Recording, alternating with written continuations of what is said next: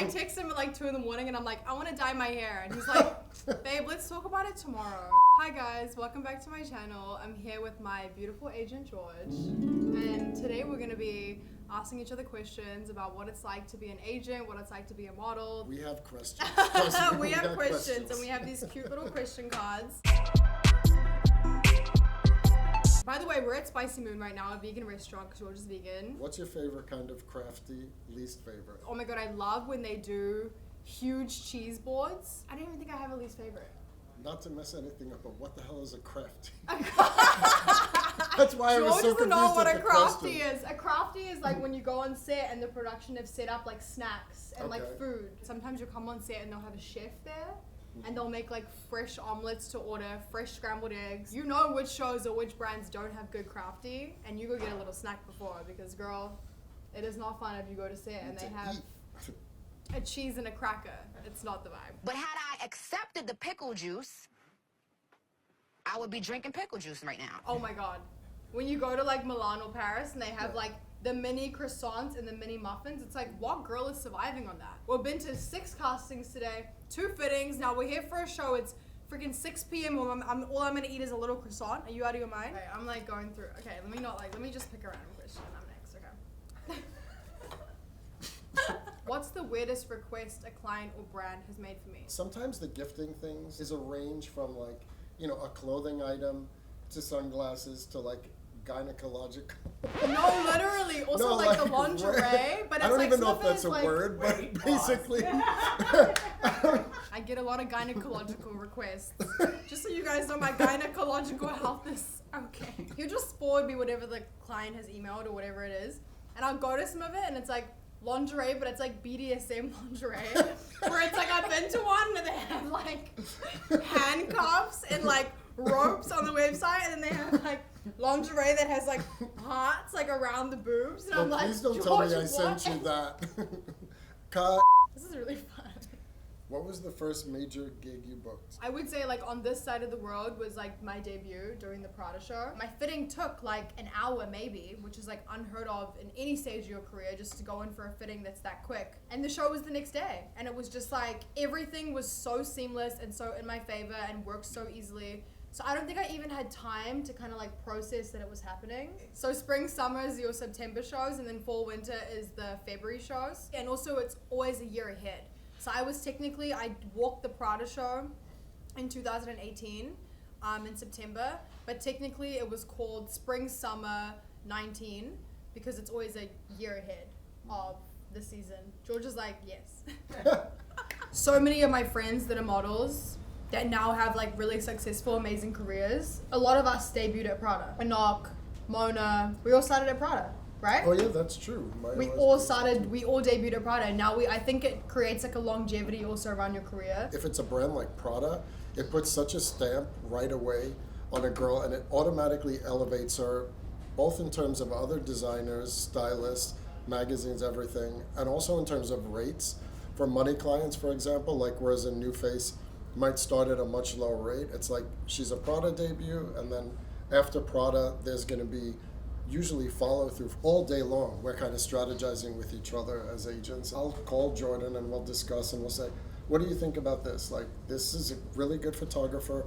I'm not sure about the magazine, but I feel like, you know, and it's something that we, you know, go back and forth on, and, you know, you want to make sure everyone feels good about it. What's something that happens during a fashion show or shoot that people wouldn't expect? The show isn't like a quick in and out thing. It's like we spend all day there. Also, another thing people don't really expect is that models are actually friends. We're not really like the cliche thing. We're competitive and we're mean and we're bitchy and all these kind of things, but it's just like, to aspire to be like that is only because people have fed you a lie that like everything about it is perfect, and that if you have these certain attributes that like you can do it too. We're tall and we're skinny and like we're perfect and like we have these amazing personalities and like everything's amazing. And I mean, all those ideas, not all those ideas, but a lot of those ideas have been debunked. A lot of these girls have been suffering and struggling for so many years with like many things, from like insecurities to eating issues to, you know, just like regular life issues. I used to work with Kate Moss in the beginning. Right. And it's so funny because after she broke, I can't tell you how many thousands of girls would literally say, oh, I'm 5'5", but Kate Moss is under 5'9", Right. or I'm 5'7", Right. and Kate Moss is under. She It's gave interesting. like generations to- of people yeah. hope because Yeah. she was like, oh my And god, they're like, but Kate people is can do this shorter. too. Yeah. Exactly, but it's like she was like, it's like in all these different things which suck. I hate it. It fucking sucks. All models talk about it. How like there are anomalies of people, like outliers of people that are like extraordinary or lucky or in the right place at the right time, and all of a sudden we just like make it and that's it. I mean, if you look at all the new trends of people, there's 60 brunette girls that walk the same show, walk the same, look exactly the fucking same, and one of them makes it, and one of them actually become the one that goes in the cover of magazines, and one of them, you know, become the one that becomes the big one. You know what I mean? But that's just like how the industry goes, and you can't look at it and be like, why is it not me? It's just like, no one even knows why it's her, girl. It just happens. What's your career bucket list? I definitely want to do like more covers.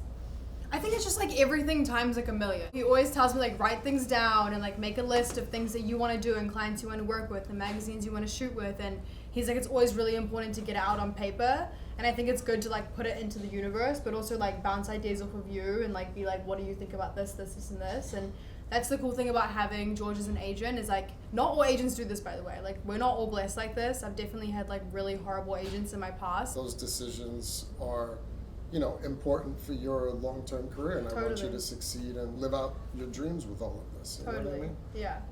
You're so sweet, George. What are your favorite things about being an agent? There's like a collaborative element of it. I love Yeah. that part of it. You meet so many really creative, open-minded, kind people. So we just got, what is this, like a veggie noodle? I'm not even Right? sure actually, but it's I like think a it's a lo mein veggie, kinda, yeah. Well, mind you, in my house, when it's like a special occasion, my dad will put an entire lamb on a spit. Okay, we don't want George to meet. It's crazy. We don't want Time George. out. So you would never come to New Zealand. So we do a cheers, and then I'll ask you your next question. Cheers. Wait, I have one more beverage. Oh. Oh, George's Coke, Cheers. no lemon. Thank you. What was your journey to becoming an agent? I went to college in upstate New York. What did you study? Well, I went to this college because of zoology. You're so schools. It cute. was That's so one of the- consistent that you were trying to be a zoologist. Well, I ended up going to a party school. I got into like the whole college life and dorm life and stuff. So I switched to communication studies. When I was in school, I always used to like rip pictures out of magazines, and I wasn't like trying to be like, oh, I'm some straight guy Right. or whatever. It was just like beauty. Like Right. I was just drawn to it. I started with like an internship in Business Week magazine and had to wear a suit and tie. It was so boring corporate, and I was like going through agencies. And I remember I got to Boy Girl. And I called the agency and I said, you know, I'll work for free. At the time, she owned the agency. She was this woman, Rose DeLeo. I worked with her over that Christmas break, and I was like mesmerized. See that? People had a thirst for internship back in the day. So I worked with them the whole summer, but when I went back, they had merged with 2 other companies, and it was one of those synchronicity. Talk about manifestations. Yeah. The head of the company, like, bought out the other 2 companies. He saw I was really passionate, and he says, I want to train you, and like, you can apprentice me or whatever. Yeah. So I worked with him for the summer, and then after the summer, he says, when you graduate, you have a job with me, and that's kind of how I started. Jordan, how has your personal style changed since you first started modeling? I dressed like a skater boy. I wore like baggy cargos and like a sports bra or like a little tank top. Like it was always a small top and a big pants, which is still kind of my swag now. But definitely it's become way more womanly, way more girly, way more like accentuating like my natural like body type. I feel like casting directors fucking hate that, by the way. Like once girls grow up from being like tomboyish masculine skater girl vibe into being like young women, casting directors like hate it. They want us to be those little like, I always say like 12-year-old boy. Like when I first started, if you look at a picture of me then to now, I've had people ask me if I had plastic surgery, but I obviously just turned from, yes. I just turned from being like a young girl into being like a grown up. We all started looking like these gawky kind of awkward teenagers, and models actually, funny enough, we're not like the popular cool girls in high school. We're like the really lanky, skinny, tall, awkward girls. Some of us can be very introverted and shy. So like, obviously your style changes as you go through life like that. And I think every young woman deals with that. There's a certain time when you wake up one day, you're like, oh, now I have tits and ass. She wear Miss 60 can't fit in the Gucci, cause her ass big enough to sit a cup on her booty. Now I can't wear I can't wear like mini jean shorts and like a little mini tank top because everything is just like coming out of it. So it's like you have to change it as you get older anyway, but we're just doing it with eyes on us and a cast director looking at you like, oh wow, hi Jordan. Okay, this is a good one. This is the last one for you. Okay. What advice would you give to aspiring models? I would say do not invest $1 in like putting a portfolio together, Yes. getting professional pictures taken. Period. I think there's like an entire industry that feeds on wannabe models and Yeah, basically, so true. exploits them and takes pictures. I'm not saying it's all bad intended, but it's not necessary. There also is legitimately a lot of people who fucking take advantage Scam. and use and then literally scam. scam. And it's And like they they take charge a girl thousands of $10,000 Yeah. or whatever it is. That's what makes people want to do it and makes it so desirable is that we've almost sold them this idea that like you could be a random girl under a tree in like the middle of nowhere and they're gonna find you and they're gonna bring you out of, and that was the idea for a long time, right? Back in the 90s they used to lie and be like, we found this girl under a tree in Africa from a village and like Oh, we've God, now there's so made her, many- there's and so the many girl actually went to exaggerated private stories. school in like fucking Paris. Send in photographs to all of the top agencies. Now, mind you, every girl in every magazine and every campaign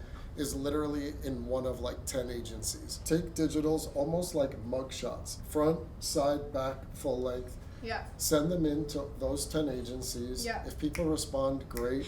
If they don't, great, and then you move on. I feel like constant rejection isn't nice or like healthy or good for anyone, especially like a young girl when you're like in your really like developmental like important years of your life that you should be probably climbing a tree and riding a bike. You're like here trying to become like a famous fashion model. I feel like that really like somehow shapes you in a negative way. Exactly, because otherwise it's so much time and energy invested in it, and then it becomes this whole like, what's wrong with me type Totally. thing, when the reality is, it's just modeling is a very specific thing. It's a very specific height, very specific look.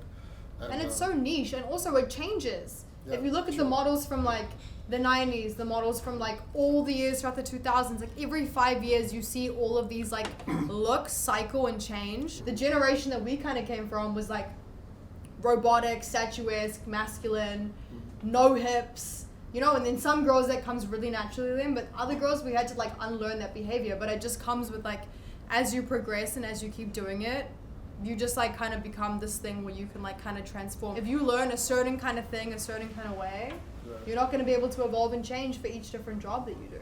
When you're doing Look a runway certain with kind of a way. book on your head. It's like, girl, you don't need to put a book on your damn head. We're not in Beauty and the Beast.